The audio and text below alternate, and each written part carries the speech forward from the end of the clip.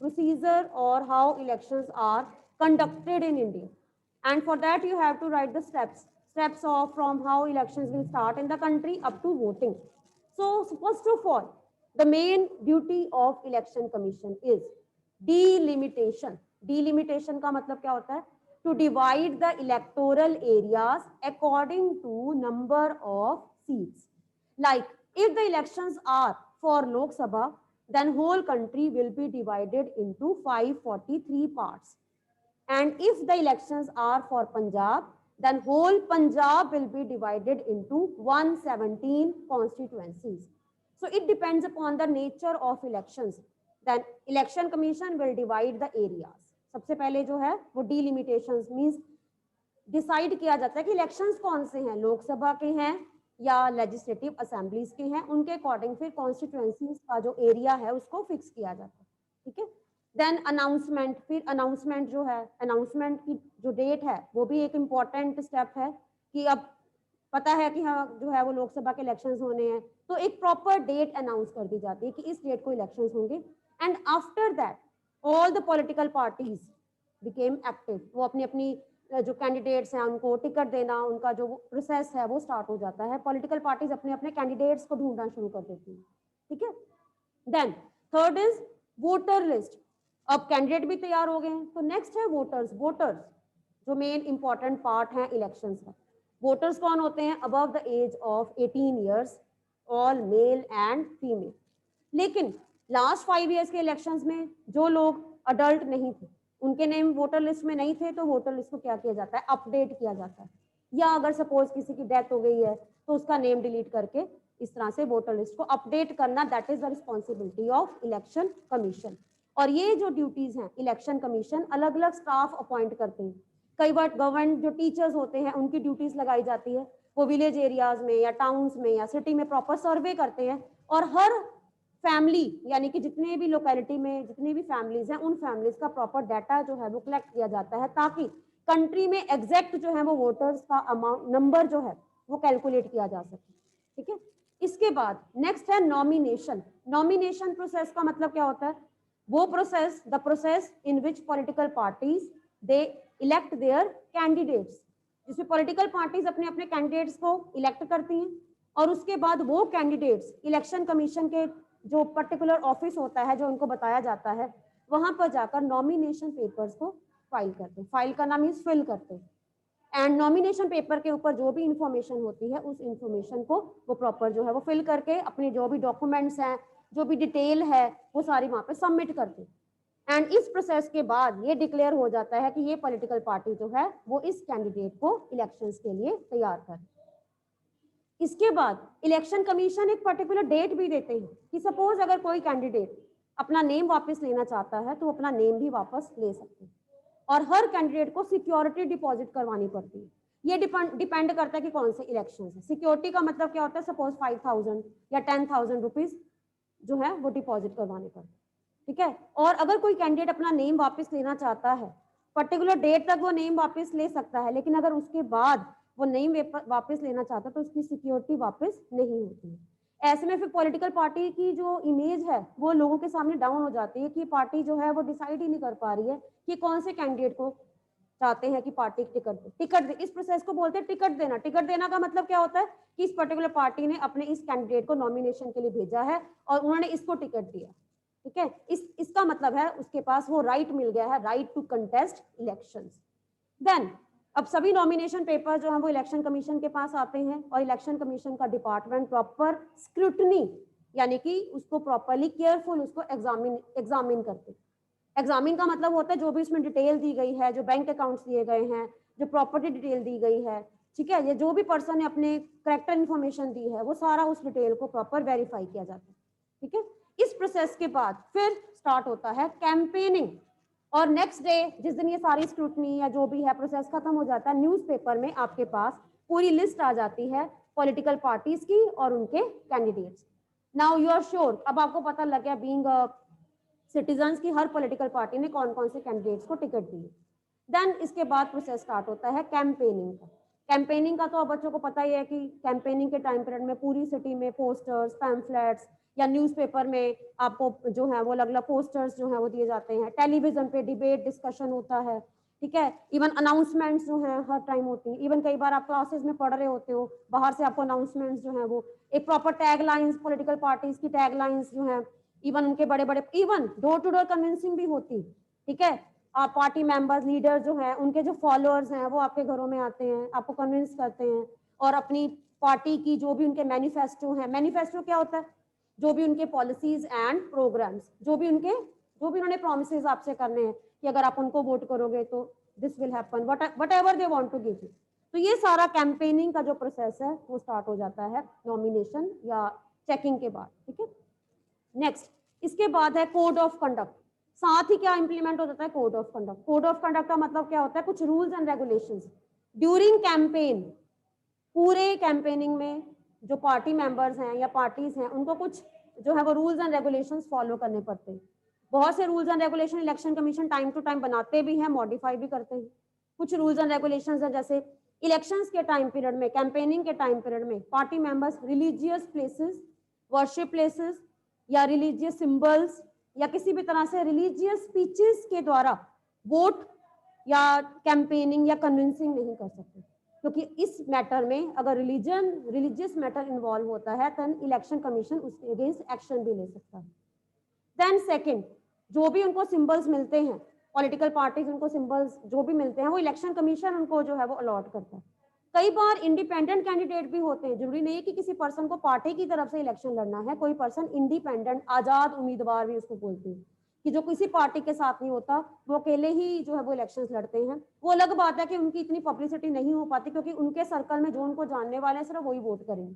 लेकिन जो पार्टीज के कैंडिडेट होते हैं, पूरी पार्टीज नेशनल लेवल पे या स्टेट लेवल पे इतनी पॉपुलर होती है तो कई लोग पर्सन को देखकर नहीं पार्टी को देख के वोट करते हैं। हमारी कंट्री में मेन ट्रेंड क्या है कि दो तरह के मतलब जो है वो मेन वोटर्स हैं। कुछ वोटर्स पर्सन को देखकर, उसकी कैपेबिलिटी को देखकर, उसके ऑनेस्टी लेवल को देखकर वोटिंग करते हैं, ठीक है, वो किसी भी पार्टी से हो, डजंट मेक एनी डिफरेंस। लेकिन कुछ फैमिलीज क्या होती हैं जो पार्टी को देखकर वोट करती हैं, वो पार्टी को देखते हैं कि हमारी फैमिली शुरू से ही इस पार्टी के साथ वोट करती आ रही है, तो कैंडिडेट जैसा भी हो हमने मेन पार्टी को वोट करना। तो उनके लिए कैंडिडेट या उसकी मैनिफेस्टो जरूरी नहीं होते, उनके लिए पार्टी का मैनिफेस्टो जरूरी होता है क्योंकि वो पार्टी के लिए लॉयल होते हैं। तो ये तो अलग अलग फैमिलीज या अलग अलग लोगों का अपना अपना माइंड है कि वो किस तरह से किसी को वोटिंग करते हैं। तो कैंपेनिंग जो है ये बहुत ज्यादा इन्फ्लुएंस, एक सबसे इंपॉर्टेंट स्टेप होता है इलेक्शंस में जिसमें लोगों की थिंकिंग को चेंज किया जा सकता है, ठीक है। कई बार न्यूज़पेपर में या टेलीविजन में डिबेट एंड डिस्कशन में किसी पर्टिकुलर लीडर के अगेंस्ट अगर कुछ आप पढ़ लेते हो, सुन लेते हो, फिर आपको ये लगता है कि नहीं हमारी तो थिंकिंग गलत थी, now we have to change, हमें अपनी राय चेंज करनी चाहिए। तो कैंपेनिंग जो है बहुत इंपॉर्टेंट एक स्टेप है इलेक्शंस में, ठीक है। देन कोड ऑफ कंडक्ट भी रूल्स एंड रेगुलेशन, जो लीडर्स रूल्स एंड रेगुलेशन तोड़ते हैं इलेक्शन कमीशन उनके अगेंस्ट एक्शन लेते हैं, उससे भी हमारी थिंकिंग चेंज होती है कि अगर ये अभी रूल्स एंड रेगुलेशंस फॉलो नहीं कर रहे हैं तो इलेक्शंस के बाद क्या करेंगे। तो ये भी एक इंपॉर्टेंट स्टेप है। देन इसके बाद 2 days before campaigning will be close. And आपको ये पता है कि जिस दिन वोटिंग होती है उससे 2 दिन पहले ना, एट द इवनिंग 5 o'clock, जितना भी काफिला का मतलब होता है जो भी लीडर्स जो उनके फॉलोअर्स होते हैं वो 5 बजे तक इलेक्शन कमीशन के ऑफिस में पहुंच जाते हैं, वहां पे कैंपेनिंग स्टॉप होती है, उसके बाद कैंपेनिंग खत्म। मतलब ये भी एक तरह से ट्रेडिशन फॉलो किया जाता है कि 2 दिन पहले ऑफिस में 5 बजे तक पहुंचकर वहां पर कैंपेनिंग खत्म होती है और उसके बाद सभी लोग अपने अपने घरों में वापस आते हैं और उसके बाद 2 days के लिए बिल्कुल पीसफुल इन्वायरमेंट होता है ताकि सिटीजन्स को 2 दिन का टाइम दिया जाए सोचने के लिए। वैसे लोग पहले ही सोच लेते हैं लेकिन फिर भी 2 days जो है these are given by the election commission. Then the day come at the voting, जो वोटिंग डे होता है, पोलिंग डे भी कहते हैं उसको, ठीक है। और ये पोलिंग डे मोस्टली या तो संडे या हॉलीडे डिक्लेयर होता है ताकि हर पर्सन को वोटिंग करने का टाइम मिले। एंड वोटिंग स्टार्ट होती है 9 to 5, लेकिन इससे पहले भी यानी कि एक रात पहले से ही प्रॉपर वहां पे पुलिस प्रोटेक्शन होती है और गवर्नमेंट स्टाफ जो है या जिसकी भी ड्यूटी होती है वो मतलब रिपोर्टिंग का मतलब होता है वो एक दिन पहले वहां पे रिपोर्टिंग करते हैं और नेसेसरी जो अरेंजमेंट्स होते हैं वो वहां पे किए जाते हैं। जितना भी स्टाफ है जिसकी ड्यूटी लगती है उसको प्रॉपर जो है वो उस पर्टिकुलर डेज के लिए पेमेंट मिलती, ठीक है, इलेक्शन कमीशन की तरफ से पेमेंट होती है। इवन उस टाइम पर हमें जो भी उनका टीएडीए का मतलब होता है आने जाने का खर्चा होता है, जो भी वहाँ पे एक्सपेंसेस होते हैं, these are paid by the government. Then 9 to 5 proper जो है वो 5 बजे तक ईवीएम्स में लोग जो है वो वोटिंग यूज करते हैं, अपनी वोटिंग कास्ट करते हैं, और 5 बजे तक इलेक्शन कमीशन के ऑफिस को बंद करके सील कर दिया जाता है। सील का मतलब क्या होता है? Proper police protection. और ईवीएम्स को कोड का मतलब क्या होता है? अब उसको कोई बिना कोड के नहीं ओपन कर सकता। और उसके बाद वहां से सारी की सारी ईवीएम्स, ठीक है, कलेक्ट कर ली जाती हैं और एक पर्टिकुलर प्लेस जहां पे प्रॉपर सेफ्टी सिक्योरिटी या जहाँ पे सीसीटीवी कैमराज होते हैं वहां पे रखवा दी जाती है। पोलिंग डे मतलब वोटिंग डे का मतलब होता है जिस दिन सिर्फ वोटिंग हुई, और काउंटिंग अलग दिन होती है, उसी दिन काउंटिंग नहीं होती, क्योंकि काउंटिंग के लिए अलग से फिर से स्टाफ अपॉइंट किया जाना। कई बार क्या होता है, सारी कंट्री के इलेक्शंस, एमपी के जो इलेक्शंस है, लोकसभा के इलेक्शंस जो हैं, वो एक ही पर्टिकुलर डे या एक ही पर्टिकुलर मंथ में नहीं होते, क्योंकि पूरी कंट्री में इलेक्शन करवाने के लिए बहुत ज्यादा, जिसे हम कहते हैं कि रिक्वायरमेंट है, मैन पावर चाहिए। तो ऐसे में जोन के अकॉर्डिंग इलेक्शंस होते हैं, east zone, west zone, north या साउथ। स्टेट्स में अलग अलग इलेक्शंस होते हैं, लेकिन ईवीएम्स में काउंटिंग स्टार्ट नहीं होती। अच्छा, मुझे ये बताओ कि सपोज अभी पूरी लोकसभा के इलेक्शंस होते हैं, ईस्ट में काउंटिंग करवाई और साथ ही रिजल्ट आ जाए, तो इसका बाकी एरियाज पे क्या इफेक्ट पड़ेगा? क्यों पर्टिकुलर जो है वो सारी की सारी काउंटिंग के लिए एक ही दिन रखा जाता है? पहले ईस्टर्न एरिया में इलेक्शन वोटिंग करवाई, फिर वेस्टर्न एरियाज में करवाई, फिर नॉर्दर्न एरियाज में करवाई, फिर सदर्न में करवाई, लेकिन रिजल्ट डिक्लेयर नहीं करते। रिजल्ट डिक्लेयर एक ही बार करेंगे जब सारी काउंटिंग स्टार्ट होगी। पहले क्यों नहीं करते? अगर ईस्टर्न एरियाज में इलेक्शन हो गए तो इमीडिएटली डिक्लेयर क्यों नहीं करते रिजल्ट? इसका क्या इफेक्ट पड़ेगा बाकी एरियाज में? Tell me, who will tell? Raise your hand.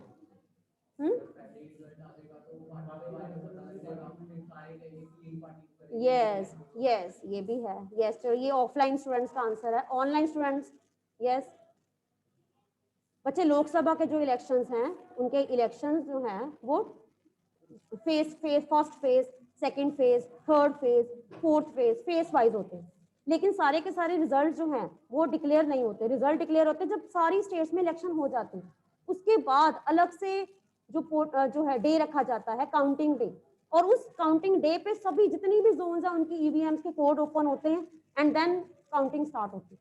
Why not at the same day और नेक्स्ट डे? अगर एक जोन का इलेक्शन हो चुका है तो रिजल्ट डिक्लेयर क्यों नहीं होती? क्यों पूरी कंट्री के इलेक्शंस की वेट की जाती है? ओके पार्थ, यस, हाँ जी, very good Parth for taking your initiative. Ma'am जैसे लोकसभा के इलेक्शन समझो पंजाब में हुए, और मैम पंजाब से समझो जैसे कांग्रेस जीत गई, तो मैम वो बाकी स्टेट्स के भी लोग को इन्फ्लुएंस करेगी इन्फ्लुएंस कि कर, अगर उस स्टेट में कुछ अच्छा काम किया होएगा तभी तो वहां से जीतती है। हाँ जी, ये भी हो सकता है, वेरी गुड। तो इसका इन्फ्लुएंस क्या पड़ता है? सपोज हमने एक माइंड बना लिया कि हमने इस पार्टी को वोट करना, ठीक है, लेकिन मुझे ये पता लग रहा है कि ये पार्टी ईस्ट में भी हार रही है, वेस्ट में भी हार रही है, साउथ में भी हार रही है, लेकिन नॉर्थ में मुझे क्या फायदा एक हारी हुई पार्टी को वोट करने? तो लोगों को ये लगता है कि हमारा वोट वेस्ट ना हो जाए। तो इसीलिए भी कई बार क्या होता है, लोगों के माइंड पे इस चीज का इंप्रेशन ना पड़े, इसीलिए जब फेस वाइज इलेक्शंस होते हैं तो उसका जो रिजल्ट डे है वो एंड में रखा जाता है, जब सारी स्टेट्स में इलेक्शंस हो जाते हैं, ताकि लोगों के माइंड में किसी भी तरह से जो इलेक्शन के रिजल्ट्स आते हैं उसका इन्फ्लुएंस ना पड़े और फेयर रिजल्ट जो है वो रखा जाए। कई बार क्या होता है, लोगों को ये लगता है अच्छा ये पार्टी जीत रही है, मैं तो इसको करना था, चलो हम इसको जिता देते हैं, ठीक है, और इस तरह से लोग जो है वो चेंज भी कर सकते हैं। सो उसके बाद लास्ट क्या होता है? Counting day. यही मैंने आपको बताया कि काउंटिंग डे होता है। काउंटिंग डे एक स्पेशल डे होता है जिस डे को प्रॉपर ईवीएम्स के लॉक्स जो है वो ओपन होते हैं विद पुलिस प्रोटेक्शन, सारा रिकॉर्ड मीडिया पे आपको जो है वो बताया जाता है कि कौन सी पार्टी लीड कर रही है, किस पार्टी को कितने वोट्स मिले हैं, and in the end after that 543 जितने भी इलेक्टेड जो एमपीज हैं उनका रिजल्ट आपके सामने आता है, ठीक है। और उसके बाद लास्ट स्टेप होता है इलेक्शन पेटिशन। अगर पूरे इलेक्शंस में किसी को लगता है कि during elections rigging, false practices या बूथ कैप्चरिंग हुई है, तो वो इलेक्शन कमीशन को रिटर्न रिक्वेस्ट देकर या वो, हाँ जी, रिटर्न रिक्वेस्ट देकर, ठीक है, इलेक्शन कमीशन को इन्फ्लुएंस भी कर सकते हैं और ये भी बता सकते हैं कि जो जो भी प्रॉब्लम्स हुई हैं उन प्रॉब्लम्स को किस तरह से सॉल्व किया जाए। तो इलेक्शन पिटीशन जो है बहुत इंपॉर्टेंट एक वेपन है सिटीजन्स के हाथ में, कि वो किसी भी पर्टिकुलर लीडर या पार्टी के मेंबर्स को उनकी कंप्लेंट जो है वो कर सकते। वो अलग बात है कि हमारी कंट्री में इलेक्शन पिटीशन का रिजल्ट आते आते कई बार 6 मंथ्स या 1 ईयर भी हो जाता है, तब तक वो पर्सन उस पार्टी में जीत भी जाता है और अपनी पर्टिकुलर सीट जो है उस सीट को मिसयूज भी कर सकता है। लेकिन कई बार क्या होता है, जो प्रोसेस है वो डिले हो जाता है। So this was the procedure how elections are conducted in our country, या फिर हम ये भी कह सकते हैं कि हाउ द इलेक्शंस प्रोसीजर, जो इलेक्शन का प्रोसीजर है स्टेप बाय स्टेप वो क्या। लेकिन अब इन प्रोसीजर्स में कुछ प्रॉब्लम्स भी आते हैं।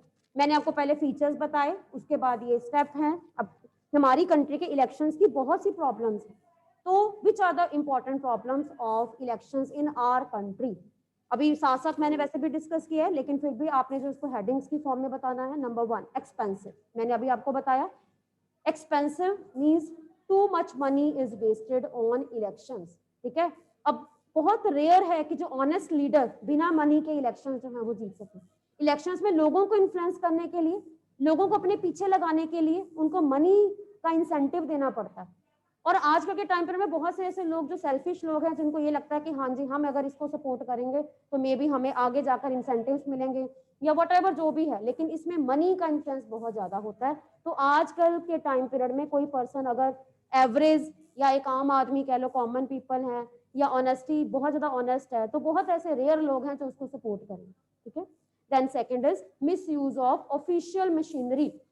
इलेक्शंस के टाइम पर में गवर्नमेंट व्हीकल्स, गवर्नमेंट रिसोर्सेज या गवर्नमेंट ऑफिसेज को बहुत ज्यादा मिसयूज किया जाता है, ठीक है। तो ये भी मेन प्रॉब्लम हमारी कंट्री में इलेक्शंस में देखी गई है कि जो गवर्नमेंट बिल्डिंग्स होती हैं, गवर्नमेंट स्टाफ, उनको इलेक्शंस की जो है वो अननेसेसरी उनको जो है इन्वॉल्व किया जाता है, जबकि उनको इन्वॉल्व नहीं करना चाहिए। या जो व्हीकल्स हैं, गवर्नमेंट व्हीकल्स हैं, गवर्नमेंट के रिसोर्सेज को यूज नहीं करना चाहिए। पर्सन को अगर इलेक्शन जीतना है तो वो अपनी पॉकेट से खर्च करे, ना कि गवर्नमेंट रिसोर्सेज।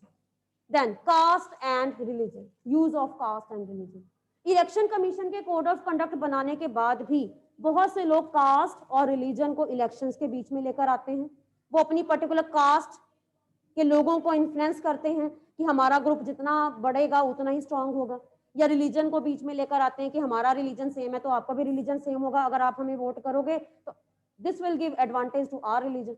तो ऐसी बहुत से जिसे हम कहते हैं कि प्रॉब्लम्स है जिसके कारण इलेक्शंस के टाइम पर में रॉयट्स भी होते हैं, दंगे फसाद भी होते हैं, ठीक है। Then next is booth capturing. Booth capture का मतलब होता है, जैसे बूथ का मतलब क्या होता है कि इलेक्शंस के टाइम पर में पूरा सेंटर, ये पूरा बूथ है, ठीक है। बूथ में अलग अलग रूम्स हैं, जिन रूम्स में आपको पता है कि आपने हाउस नंबर के अकॉर्डिंग आपको अलॉट किया जाता है कि आपका ये रूम नंबर है और आपने इस रूम नंबर में आना। तो बूथ का मतलब पूरा जो स्कूल है या पूरा सेंटर है वो बूथ माना जाता है।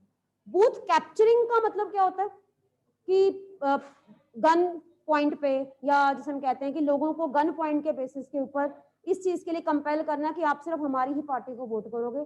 और सपोज लोग बूथ के अंदर आ गए लेकिन अंदर उनको थ्रेट किया जाता है, डराया जाता है, उनसे डराकर उनसे वोटिंग लेना, that is called booth capturing. ऐसा बहुत सी स्टेट्स में होता है, जिन स्टेट्स में जिसे हम कहते हैं कि कुछ मनी मसल पावर का बहुत ज्यादा यूज होता है। तो ऐसे ही कुछ स्टेट्स हैं जिन स्टेट्स में ऐसा होता है। अदरवाइज काफी हद तक इलेक्शन कमीशन ने बूथ कैप्चरिंग को कंट्रोल कर लिया, लेकिन कुछ स्टेट्स ऐसी हैं जहां पे होता है। Then misuse of mass media. Mass media means television, newspaper, radio, ठीक है। इसमें एक पॉलिटिकल पार्टी दूसरी पॉलिटिकल पार्टी के अगेंस्ट एलिगेशंस लगाती है, कई बार रॉन्ग एलिगेशंस भी लगाई जाती है। और ऐसे में क्या होता है, फिर एक तरह से वॉर टाइप सिचुएशन हो जाती है। वॉर टाइप सिचुएशन का मतलब हर पार्टी दूसरी पार्टी के अगेंस्ट एलिगेशन लगा रही, और जिस पार्टी के अगेंस्ट एलिगेशंस लगी फिर वो पार्टी दूसरी पार्टी के अगेंस्ट, मतलब पार्टीबाजी ज्यादा होती है। और कॉमन पीपल जो होते हैं उनको ये सोचने का मौका नहीं मिलता कि इन दोनों में से कौन सा राइट, हम किसको वोट करें। और यही प्रॉब्लम है कि फिर लोग घर बैठ जाते हैं, वो उनको लगता है कि चाहे इसको करें उसको करें, हमारे लिए तो सेम सिचुएशन है, तो हमारे लिए कोई चॉइस नहीं। कई लोग जो हैं वो आते भी है वोटिंग करने, लेकिन वो NOTA NOTA not interested show कर देते हैं कि हमें किसी पार्टी में इंटरेस्ट नहीं है, तो वी आर नॉट इंटरेस्टेड। तो ये ट्रेंड जो है बहुत ज्यादा स्टार्ट हो गया कि कुछ लोग वोटिंग करने जाते ही नहीं, उनको ये लगता है कि किसी को भी वोट करे हमारा कोई फायदा नहीं होगा, जो मर्जी पार्टी बने। तो उनके मन में ये होता है कि पार्टी जीत जाती है, वो अपने लिए पॉलिसीज बनाती है, हमें कुछ फायदा नहीं है। लेकिन ऐसा नहीं होना चाहिए। बीइंग अ अवेयर सिटीजन, आपके पास अगर राइट है, जिस राइट को बहुत सी कंट्रीज में बहुत ज्यादा टाइम लगा, लेकिन अगर आपको ये राइट मिला तो you should use, better use करो आप। Then low polling percentage. Low polling percentage का मतलब होता है विलेज एरियाज में लोग इलेक्शंस के लिए जाते ही नहीं, और अगर जाते भी हैं तो ऐसी लेबर क्लास जिसको मनी देकर, इंसेंटिव्स देकर लेकर आते हैं इलेक्शंस के लिए, और ऑब्वियसली वो जिसको जिताएंगे वो सेल्फिश मोटिव ही होगा। Then delay in the result of election petition. Election petition का रिजल्ट आते आते कई बार 3 मंथ्स 6 मंथ्स लग जाते हैं, तब तक जो करप्ट लीडर्स हैं वो अपनी सीट का प्रॉपर मिसयूज कर लेते हैं। तो these are the some problems of elections in our country. Then अगर प्रॉब्लम्स हैं तो उसके क्या होते हैं सॉल्यूशन रेमेडीज के जो प्रॉब्लम्स या मेजर्स हैं गवर्नमेंट ने क्या लिया। ये जो क्वेश्चन है ये आपने दो तरह से करना है। इसमें आपने अपने सजेशन भी देने हैं, साथ में आपने ये भी बताना है कि गवर्नमेंट ने क्या किया है इलेक्शंस की प्रॉब्लम्स को रिमूव करने के लिए। तो मैं आपके साथ दोनों ही डिस्कस कर रही हूँ कि आपके सजेशन आप क्या बता सकते हो, देन गवर्नमेंट ने क्या क्या स्टेप्स लिए हैं। ठीक है, नंबर 1 गवर्नमेंट ने स्टेप लिया है एफिडेविट, AFFIDAVIT। एफिडेविट का मतलब होता है एक पेपर होता है जिसमें सभी लीडर्स को अपनी प्रॉपर्टी डिटेल, अपने बैंक अकाउंट्स, अपने pan card, each and everything, Aadhaar card, इसमें लिंक करके जो है वो गवर्नमेंट को इन्फॉर्मेशन देनी पड़ती है। और एक बार जो इन्फॉर्मेशन गवर्नमेंट के पास आ गई तो गवर्नमेंट के पास ये रिकॉर्ड होता है कि इस पर्सन के अकाउंट्स में कितना जो है वो क्रेडिट हुआ है, कितना डेबिट हुआ है। तो अल्टीमेटली इलेक्शंस के टाइम से लेकर अनाउंसमेंट से लेकर काउंटिंग तक उसके अकाउंट में कितना आया कितना गया उसका रिकॉर्ड रहता है। तो काफी हद तक फिर ये क्या है चेक ऑन ट्रांजेक्शंस पे गवर्नमेंट चेक करती है कि क्या इलेक्शन के टाइम में इनके अकाउंट्स में किसी और पर्सन ने जो है वो डाला है। तो इसीलिए लीडर्स जो हैं वो क्या करते हैं फिर बैंक ट्रांजेक्शंस या मनी ट्रांजेक्शंस बहुत कम शो करते हैं। वो मैंने बताया ना अंडर द टेबल भी यूज कर सकते हैं, लेकिन अगर वो ट्रांजैक्शन बैंक के द्वारा करेंगे तो सारा रिकॉर्ड उनका इलेक्शन कमीशन के पास शो हो जाएगा। लेकिन फिर भी एक तरह से ये चेक है। चेक का मतलब होता है कि मनी का मिसयूज ना हो इलेक्शंस के टाइम पीरियड में। तो लीडर्स के ऊपर या पार्टीज के ऊपर एक कंट्रोल रखा गया है एफिडेविट। ये एक गवर्नमेंट स्टैम्प पेपर होता है जिसमें कैंडिडेट डिक्लेयर करता है कि मेरी ये प्रॉपर्टी है, मेरे ये अकाउंट्स हैं और ultimately I will spend up to the 25 lakh या MP के लिए 25 या MLA के लिए 10। तो अल्टीमेटली खुद वो लिख के दे रहा है। तो ये चेक है। चेक का मतलब होता है कि इलेक्शन कमीशन कंट्रोल कर रहा है मनी के ऊपर। ठीक है, देन नेक्स्ट इज सेकंड जो मेन स्टेप है दैट इज, पहले आप ये समझो कि डिफेक्शन क्या होती है। ये आप प्रॉब्लम पे भी लिख सकते हो। हमारी कंट्री में मेन डिफेक्शन का मतलब होता है चेंजिंग ऑफ पार्टी। कई बार क्या होता है कि पर्सन जो है 5 इयर्स पहले किसी और पार्टी में थे, 5 इयर्स के बाद किसी और पार्टी में है, इसको बोलते हैं डिफेक्शन। लेकिन अब गवर्नमेंट ने क्या बना दी है एंटी डिफेक्शन पॉलिसी। इसका मतलब क्या है कि कोई भी पर्सन अगर पार्टी चेंज करना चाहता है इलेक्शन से पहले कर सकता है, लेकिन जब वो जीत जाता है, जीत जाने के बाद वो पार्टी चेंज नहीं करेगा। समझ आई? डिफेक्शन का मतलब वो तो पर्सन की अपनी राय है कि वो पार्टी चेंज करना चाहता है, हम उसको रोक नहीं सकते। पिछले 5 साल में वो किसी और पार्टी में था, अगले 5 साल में वो किसी और पार्टी में जा सकता है। लेकिन सपोज अगर वो पर्सन किसी पार्टी, क्योंकि लोगों ने, शायद मैंने आपको बताया ना कि लोगों ने वोट किसको, दो तरह से लोग वोट करते हैं, या तो पर्सन को वोट करते हैं या पार्टी देकर करते हैं। और अगर वो जीत जाने के बाद पार्टी चेंज करता है तो अल्टीमेटली उसने कितने लोगों का फेथ लूज किया, क्योंकि उसने जीत जाने के बाद पार्टी चेंज की। तो एंटी डिफेक्शन पॉलिसी का मतलब क्या होता है, जीत जाने के बाद अगर कोई पर्सन, ठीक है, मिनिस्टर बनने के लिए दूसरी पार्टी के साथ किसी भी तरह से, या जिसे हम कहते हैं कि करते हैं, कॉन्ट्रैक्ट करते हैं, वट जो भी है, तो ऐसे में उस पर्सन की सीट जो है वो क्या हो जाएगी, कैंसिल हो जाएगी। और उस पर्सन की सीट पे फिर क्या होंगे, बाय इलेक्शन, ताकि हमारी कंट्री में सीट्स को लेकर या मिनिस्टर्स बनने के लिए जो भी जिसे हम कहते हैं कि सौदेबाजी टाइप होती है उसको रोका जा सके। तो सेकंड स्टेप है जो गवर्नमेंट ने लिया है एंटी डिफेक्शन पॉलिसी। ठीक है, थर्ड, अब आ जाते हैं सजेशंस। इसमें जो जो भी प्रॉब्लम्स है ना, आपने उन्हीं को सजेशन की फॉर्म में बता देना है। The third, use to stop the use of caste and religion. तो इलेक्शन कमीशन ने रिलीजन या कास्ट के यूज को इलेक्शंस में रोकने के लिए काफी हद तक कोड ऑफ कंडक्ट बनाया, जिसमें अगर कोई भी कैंडिडेट वर्शिप प्लेसेस में स्पीच देता पाया जाता है या सिंबल्स पहने हुए आप स्पीच नहीं दोगे, ठीक है, तो इस तरह से आप किसी भी तरह से आप रिलीजियस सिंबल्स को, वर्शिप प्लेसेस को इलेक्शंस में, कैंपेनिंग के टाइम में, या अपना जो पोस्टर है उसमें आपका रिलीजियस सिंबल नहीं आएगा, आपका सिर्फ पार्टी का सिंबल आएगा। और अगर कोई पर्सन ऐसा करता है तो उसके अगेंस्ट एक्शन लिया जाता है। तो ये भी गवर्नमेंट की तरफ से एक, हम कह सकते हैं कि एक इंपॉर्टेंट स्टेप है। ठीक है, देन नेक्स्ट इज सजेशन क्या दे सकते हैं, state funding of election should be there. State funding का मतलब क्या होता है कि गवर्नमेंट को चाहिए कि सभी कैंडिडेट के अकाउंट्स को फ्रीज कर दिया जाए। फ्रीज का मतलब वो ना ट्रांजैक्शन कर सकें ना विड्रॉ कर सकें, ठीक है। और उसके बाद गवर्नमेंट सभी को इक्वल अमाउंट दे, वो इक्वल अमाउंट से जीत कर दिखाएं, then honest result will be declare. So in this way we can say that. Suggestion मैं कल आपके साथ कंटिन्यू करूंगी, ठीक है। Thank you.